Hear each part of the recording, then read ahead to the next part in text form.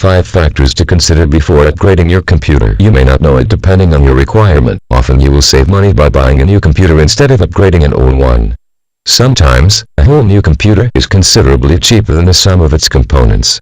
But if you can reuse many old components such as the LCD display, hard drive and the case, which allow you to save some money, then you should choose the upgrade path. Upgrade the computer. If you can build a good system, you can upgrade your current PC with relatively inexpensive components to give it performance boost and extra features you can't get in pre-manufactured systems.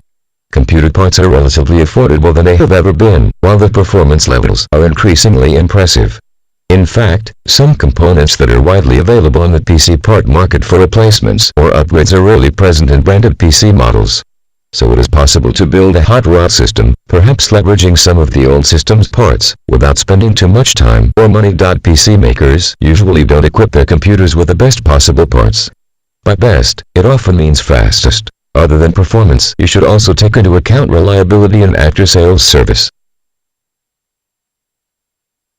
Upgrade your PC if you want to keep it alive. The second most likely reason for PC upgrades is that you need to do it for routine maintenance. In a few cases you really need to upgrade the computer simply to ensure that it can be used properly. When a part expires or damages, you have to find a replacement. Older equipments are not always available in the store and are not necessarily cheaper than latest equipment.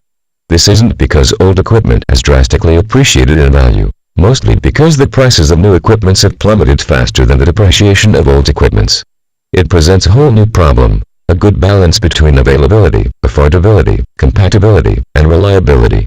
You may find yourself upgrading to a newer component model part because that's the more affordable route. A Pentium of 1.5 GHz processor, or Lammet, with fan and heatsink sells for about $55 when it was released. Now at the same price you can get an Intel dual-core E5400, including fan and heatsink, which is about 10 times faster and past Mark benchmark. Don't upgrade if it is too expensive. Today the typical price range of an off-the-shelf, fully configured, consumer-level desktop computer is between $600–$750. That price level could dip down during the holiday season, but it probably represents the stable average of PC system price. At this moment, consumer-level PCs will simply have higher performance and newer features and sold at that price level.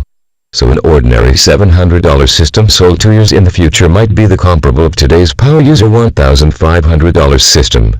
This is a price level that retailers can usually live with. If you deduct the price of a $750 computer with all the peripheral parts, monitor, speakers, scanner, printer, mouse, keyboard, internet subscription, all that is inside the computer casing may cost a little more than $350. Keep this figure in mind when you are considering whether to upgrade your old computer or buy a new one. If your monitor still works, it's always a good idea to reuse it. Keeping the old hard drive can avoid the hassle of transferring your files and worrying about data theft. Still, upgrading is always a good way to go, especially if the computer is more than 2 years old.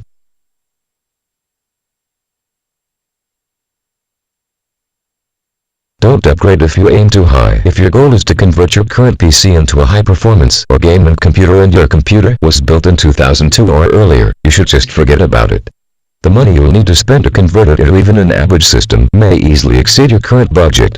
If your old system was bought in the 90s and you want to convert it to the state-of-the-art, then you should splash cold water on your face and heed these words. High performance is accomplished through the cooperative efforts of all your PC's parts. This, of course, includes the processor, motherboard and RAM, also graphic cards if you play games often. Each component expects the others to support its maximum performance. For example, the fastest graphics card you can buy, NVIDIA GTX 580, for example, will be useless and can only offer sluggish gaming performance if you use a slow, low-end Celeron 430, and in some cases it may not even work. Additionally, the fastest RAM you can buy will be useless if your motherboard can only support lower memory clock. Although your system is relatively new, upgrading to the newest component might force you to upgrade everything. By the time you have done this, you've more than bought your own computer all over again. Unless you are a die-hard Domino's fan, you need to avoid the chain of events at any cost.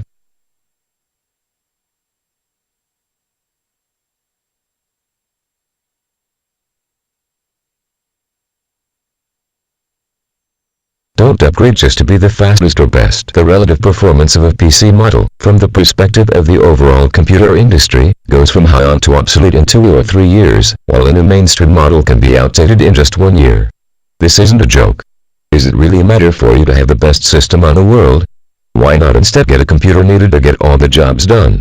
Just because a friend or an online article claims that your computer configuration is obsolete, is that means you need to upgrade immediately? Fortunately, the answer is no.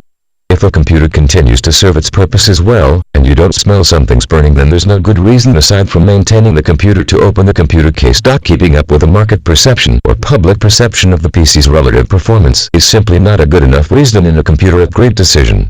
You may be forced to spend on the incremental upgrades each month or even every week just to be the best.